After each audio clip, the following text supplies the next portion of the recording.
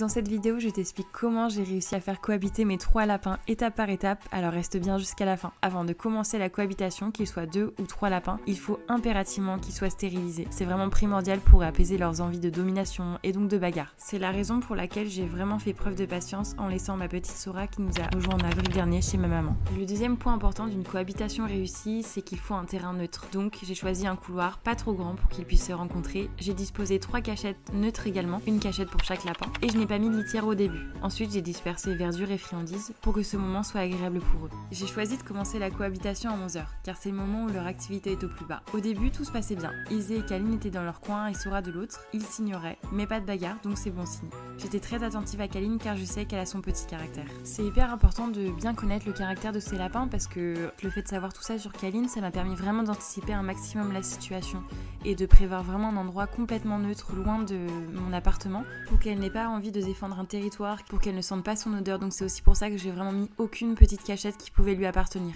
En tout cas, cette première journée de cohabitation s'est plutôt bien passée.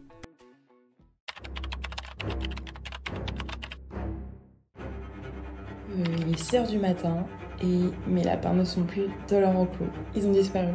Après une crise cardiaque, petits lapins enfin retrouvés. Et en fait, ils étaient dans la véranda, mais c'était le territoire de Sora. Donc en les voyant ainsi, je les ai laissés là toute la journée. J'avais vraiment l'impression qu'ils se connaissaient depuis toujours.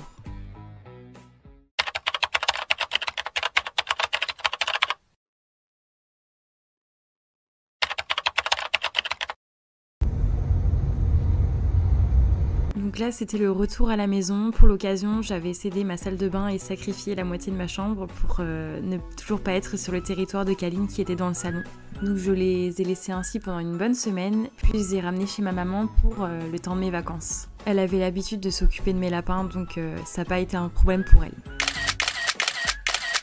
Presque un mois après, retour à la maison sur le territoire cette fois-ci de Kaline et Izzy, et on peut dire que la cohabitation est terminée. Et un grand merci à Elena de la Colline aux Lapins pour m'avoir accompagnée dans cette cohabitation.